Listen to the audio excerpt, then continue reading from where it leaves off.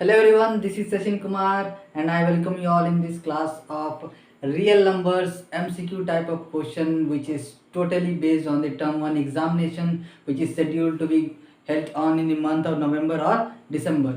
तो आज का जो क्लास है वो क्लास 10th के लिए स्पेशली है। तो हम पिछले वीडियो में भी रियल नंबर्स के MCQ क्वेश्चन जब पिछला वीडियो बनाए थे तो एक MCQ सीरीज जो है वो लगातार अब एग्जामिनेशन तक चालू रहेगा for class 10th and for class 12th। सो अगर आप लोगों ने प्रीवियस वीडियो नहीं देखा है तो वो डिस्क्रिप्शन बॉक्स में मैं लिंक दे दूंगा, आप वहाँ से देख सकते हैं। तो let's start this class. So today we'll see some more MCQ type of questions which is based on the examination pattern for class 12th.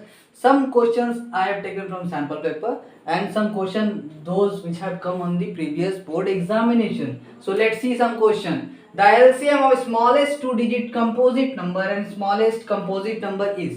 यहाँ पर समझने वाला बात यह है कि यहाँ पर बोल रहा है smallest two digit composite number and smallest composite number. तो first of all we should know that what is composite number. So the number which have 3 और more than 3 factors is known as composite number.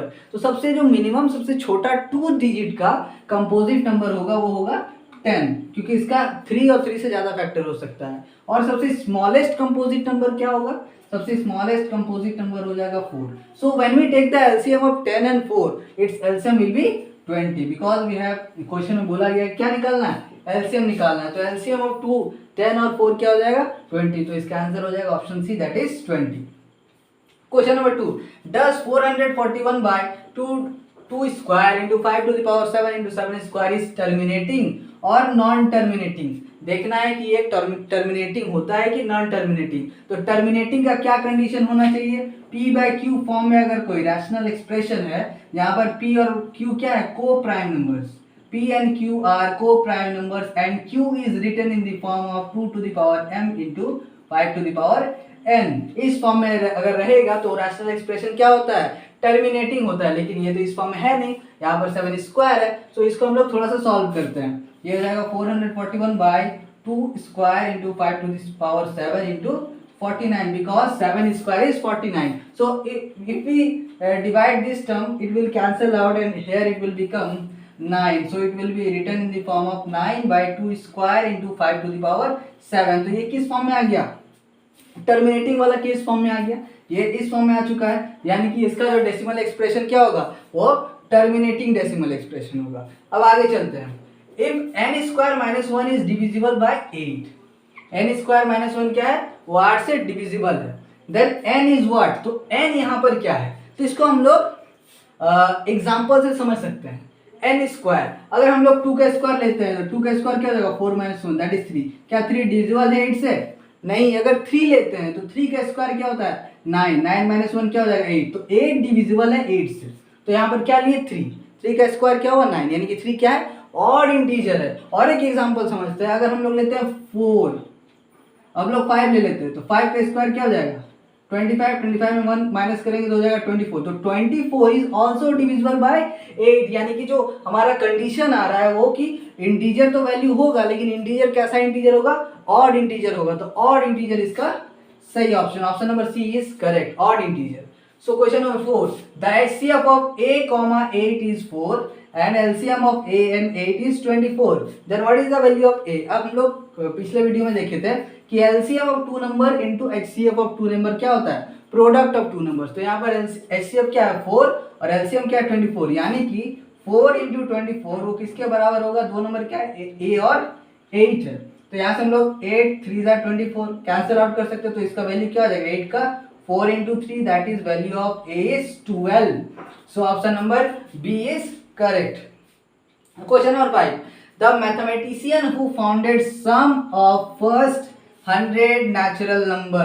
A mathematician who founded the sum of first 100 natural number is Pythagoras, Newton, Gauss or Euclid. The correct answer is Gauss. Gauss has founded the sum of first 100 natural number. Now question number 6. The number √2 plus √3 whole square is a not real, irrational, rational और an integer। ऐसा question जब भी मिले तो उसको हम लोग a plus b whole square form में तोड़ देंगे। तो इसका आंसर क्या हो जाएगा? √2 square plus √3 square plus 2 into √2 into √3। तो इसका वैल्यू हो जाएगा 2 + 3 plus 2√6, so it's value will be 5 plus 2√6। यहाँ पर 5 जो है वो रैशनल नंबर है, लेकिन 2√6 कैसा नंबर है? इरेशनल है। इसीलिए रैशनल प्लस इरेशनल क्या होता है? Always irrational. Rational plus irrational is always irrational. जब हम लोग किसी भी इरेशनल नंबर का सम किसी रैशनल नंबर के साथ निकाले या इरेशनल का सम इरेशनल नंबर के साथ निकाले तो हमेशा इरेशनल नंबर मिलता है। तो इसका आंसर क्या हो जाएगा? Option number C. अब हम लोग कुछ और question, important question MCQ type of problems को सॉल्व करते हैं। सो अब हम लोग और कुछ और क्वेश्चन को सॉल्व करेंगे। So the HCF of k, 2k, 3k, 4k, 7k where k belong to positive integer, इसका हम लोग को क्या निकालना है? HCF निकालना है। तो सब में कॉमन क्या दिख रहा है हमको? k, यहाँ पर भी k, इधर भी, इधर भी, इधर भी, यानी कि सबसे जो हाईएस्ट कॉमन फैक्टर है वही तो होता है HCF। तो the answer will be k will be the HCF of the question. Right a rational number between √2 and √3। √2 और √3 के बीच में एक रैशनल नंबर लिखना है। तो अगर √2 का हम लोग डेसिमल एक्सपेंशन देखेंगे तो ये होगा 1.414, और √3 का अगर डेसिमल एक्सपेंशन देखेंगे तो हो जाएगा √3 = 1.732 एंड सो ऑन, ये बढ़ते जाएगा। सो ये दोनों के बीच में एक रैशनल नंबर ऑप्शन में हम लोग मिलाएंगे, क्या है? 1.6, 2.5, 2 से तो वो दोनों नंबर छोटा है, तो इसका आंसर क्या हो जाएगा? डायरेक्टली 1.6 हम लोग लिख सकते हैं between rational number between √2 and √3। Now question number 9, if two positive numbers p and q expressed as p equals to ab square and q equals to a cube b, then we have to find the LCM of p and q. So p is written as p equals to ab square and q equals to a cube b। तो हम लोग पहले क्या करते हैं? LCM के case में check करते हैं कि डिफरेंट नंबर्स क्या है। तो यहाँ पर नंबर्स क्या है? a और b है ओनली, और कोई डिफरेंट नंबर प्रेजेंट नहीं है। तो क्या करेंगे? एलसीएम में तो हाईएस्ट पावर होता है नंबर का, उसका हम लोग प्रोडक्ट लेते हैं। तो हाईएस्ट पावर क्या है इसमें? b का पावर हाईएस्ट 2 है और a का पावर हाईएस्ट 3 है। तो एलसीएम हो जाएगा a क्यूब b, बिकॉज यहाँ पर कोई दूसरा तीसरा नंबर प्रेजेंट नहीं है। तो इसका आंसर हो जाएगा a क्यूब b स्क्वायर होगा, sorry, a cube b square will the LCM of this question. Now if n is a natural number, then 12 to the power n will always end with an even digit except, यानी कि अगर n कोई natural number है तो 12 का power जो n होता है उसका जो नंबर आएगा, यानी कि अगर हम लोग नेचुरल नंबर डालेंगे इसको 12 का पावर में 1, 12 square, 12 cube and so on, तो इसमें जो डिजिट आएगा उसका जो लास्ट डिजिट में वो ऑलवेज इवन होगा एक्सेप्ट कौन? इवन डिजिट को छोड़ के। तो इसका आंसर होगा एक्सेप्ट 0, 12 का जो पावर n नेचुरल नंबर डालेंगे तो उसका जो एंड डिजिट होगा वो इवन नंबर होगा except 0। Now question number 11, find the HCF of smallest composite number and smallest prime number. So smallest composite number is 4, smallest composite number is 4 and smallest prime number is 2. Smallest prime number is 2. So we have to find the HCF. The HCF of 4 and 2 is 2. Therefore 2 will be the answer of this question. So option number B is correct. Now question number 12. If A and B are two positive integers such that A equals to 14B, then find the HCF of A and B, A और B का HCF निकालो। तो इसको हम लोग दो तरीके से समझ सकते हैं। अगर एक सिंपल लैंग्वेज में समझे तो ए का वैल्यू क्या है? 14b है और बी क्या आपस में b है, तो ये दोनों में हमको HCF निकालना है। तो दोनों में हाईएस्ट कॉमन फैक्टर क्या है? इधर में भी b है, इधर में b है। तो इधर से ऑप्शन हम लोग डायरेक्टली सिंपल भाषा में समझ सकते हैं, b हो जाएगा इसका आंसर। अगर यूक्लिड्स डिवीजन लेमा में जाएंगे तो a = bq + r फॉर्म में होता है यूक्लिड्स डिवीजन लेमा। तो अगर रिमाइंडर जो है वो क्या आ जाए? रिमाइंडर अगर 0 रहता है, रिमाइंडर अगर 0 रहता है तो a और b का जो HCF होता है वो हमेशा क्या हो जाएगा? q होता है। a और b का जो HCF होता है वो क्या होता है? q होता है। तो इससे भी हम लोग समझ सकते हैं, लेकिन ये सिंपल वाला थोड़ा आसान है कि a क्या है? 14b है और a और b में हम लोग को HCF निकालना है। तो दोनों में कॉमन टर्म क्या है? b है। हाईएस्ट कॉमन फैक्टर क्या है? b है। तो हम लोग का HCF क्या हो जाएगा? b। तो डायरेक्टली हम लोग ऐसे कर सकते हैं। अब हम लोग कुछ और क्वेश्चन को भी सॉल्व करेंगे। So now we will solve some more question. The number 3 × 5 × 7 + 7 is a prime, composite, co-prime and twin prime. तो इसको पहले से पहले थोड़ा सिंप्लीफाई करते हैं। क्या नंबर है? 3 इंटू 5 इंटू 7 प्लस 7। इसको हम लोग क्या लिख सकते हैं? इसको हम लोग लिख सकते हैं 3 into 5 is what? 15 into 7 plus 7। तो अब दोनों में दो फैक्टर्स में कॉमन क्या है? 7। तो 7 अगर कॉमन निकाल दिए तो क्या बचेगा? 15 plus 1 that is 7 into 16। So 16 को हम लोग क्या लिख सकते हैं? 7 into 2 to the power 4। So ये जो फैक्टर था वो किस में टूट गया? Product of primes.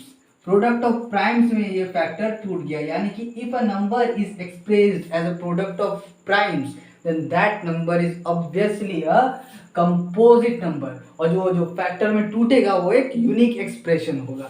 So answer इसका हो जाएगा कंपोजिट। अब हम लोग इस क्वेश्चन को देखते हैं। The HCF of 144 and 180 is expressed in the form of 13m minus 3 then the value of m is। ये क्वेश्चन बहुत ही ज़्यादा इंपॉर्टेंट है। तो इसको हम लोग कैसे बनाएंगे? यूक्लिड्स डिवीजन एल्गोरिथम का इस्तेमाल करेंगे। तो हम लोग क्या यूक्लिड डिवीजन एल्गोरिथम में देखे थे? 180 को हम लोग क्या लिख सकते हैं? 144 इंटू 1 प्लस इसको हम लोग लिख सकते हैं 36। 180 इक्वल्स 144 इंटू 1 प्लस 36। अब हम लोग 144 को क्या लिख सकते हैं? 144 इक्वल्स टू 36 इंटू 3 करते हैं।